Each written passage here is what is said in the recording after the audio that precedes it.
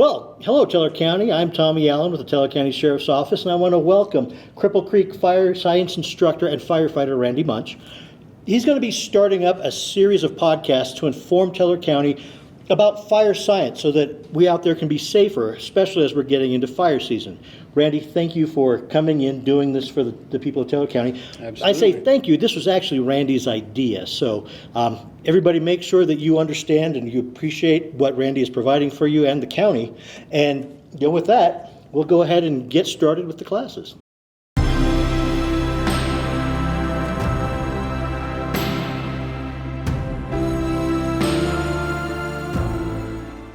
All right, everybody. Well, thanks. And I'd like to say thank you to the Teller County Sheriff's Office, Tommy Allen, and Sheriff Jason Mikesell for letting us do this. This is a great help to get out some safety information throughout the county. In coming episodes, we will be dealing with a lot of different county organizations, as well as some of the teachers from the high school. So we're going to talk about some basic home safety today. The first subject I'd like to talk about is portable space heaters. The dangers that come along with those might not be so obvious to people, and a lot of damage has happened because of these space heaters.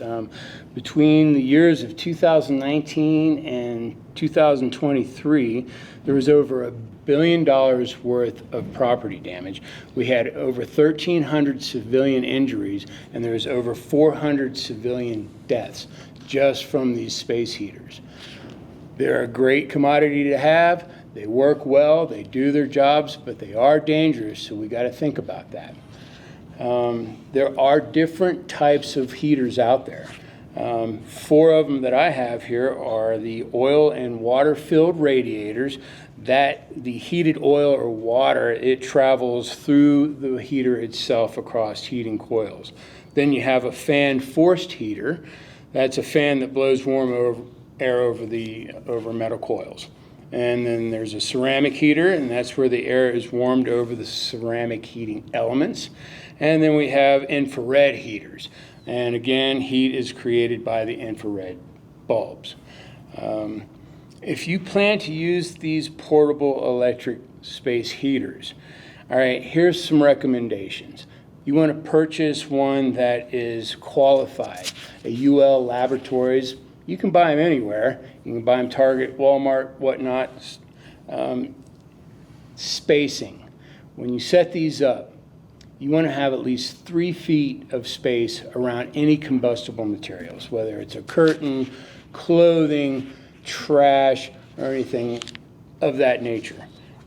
You want to choose one that has thermostat or overheating protection. So if it does overheat, it shuts itself off. You want to place it on a solid, flat surface. You don't want it to be on an angle so it tips itself over or it's easily tipped over.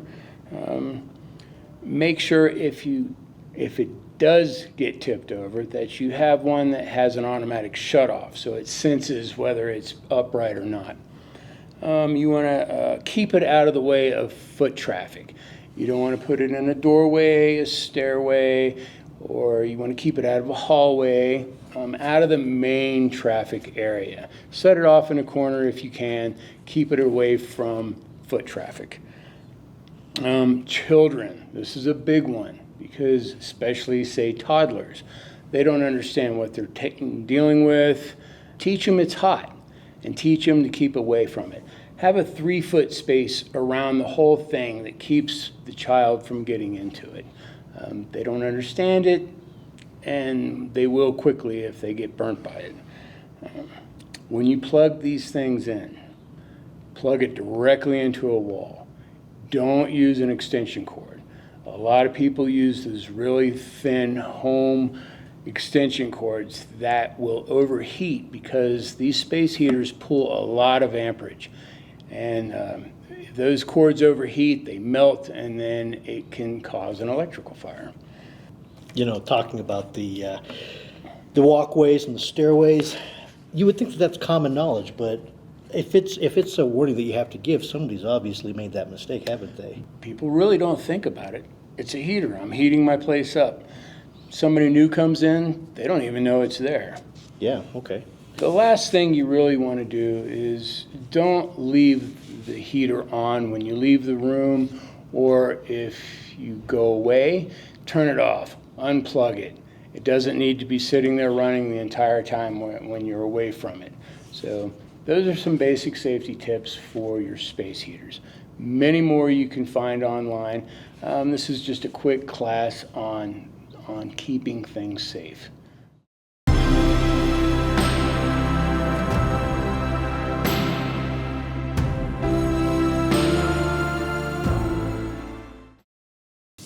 So wood burning stoves. We're into the season pretty good now. It's the beginning of March. We still got a few months left of some pretty nasty weather, really. A lot of people use these for their sole heating purposes. I do. I don't use my furnace very much at all. So there's some safety issues that come along with that. Again, when you have one of these installed, if you don't know what you're doing, go ahead and get a qualified professional to do it. That way it's signed off, you get a permit, it's taken care of, you know it's been done correctly. These also come with the United Underwriters Laboratories seal of approval. So make sure you're buying where you're getting it. Make sure you're getting it. Just don't buy it at a flea market because it looks good. Talk about some wood use. We use a lot of pine here. That's the majority of what people use. Well, make sure, first of all, that the pine is seasoned. Make sure it's dry. Green wood creates a chemical called creosote. That can get into the channels and up through the piping, and it's tacky. It stays somewhat moist. That is what causes a majority of our chimney fires, is that right there. So make sure you're using seasoned wood. Another thing you can do is every couple of weeks, I think the creosote log company recommends every 50 fires, but you can buy a creosote log.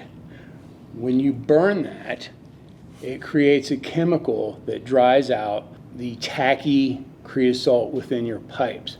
That way it keeps from overheating and catching fire. You want to clean your stoves at least twice a year, your wood burning stoves. When you do that, get a professional to do that. That way they can certify your fireplace and they can check for the things that you don't normally see. They have cameras that they can put down into the pipes, the bricks that create the heat within the fireplace, they can get cracked. Once that happens, it starts to heat the metal, so they can detect these kinds of things. It's a couple $100, but a couple $100 a year for the safety, that's a peace of mind you can go with. You can use a shop vac to clean out all your ashes, or you can just shovel it out, but whatever you do, make sure you put those ashes into a metal covered container and make sure those ashes are out before you dispose of them. So you have to pay attention to that. Make sure you're not dumping hot ashes. Safety distances, you want to keep 3 feet or so away from all your burnables, such as your carpets, your curtains, clothing, trash, and something you really want to think about is children again. A child doesn't understand hot. They'll understand it once they put their hand or their face against something, but you want to teach that child. Keep a safety zone, a buffer zone, if you will, around that fireplace. A good a sturdy metal grid maybe around it will keep that child away from it. But it's always good to educate the children when they're around a burning stove like that. Something that you really want to make sure that is in your house. We're going to talk about this on our next episode. You want to have carbon monoxide detectors and smoke detectors and alarms. Those are some valuable tools that can help you escape in case of a home fire. So I don't know. I think that's about all I got. You got any questions? No, I think I'm good. Thank you, All Randy. right. Well, if you guys have any comments, questions, or concerns, please send them in. I would love to hear from them. We have all sorts of stuff coming your way. This is the first of many, so I appreciate it. Any questions further than that, you can go to nfpa.org/education, and all sorts of information on safety will come up. So thanks for tuning in, and we'll see you on the next one.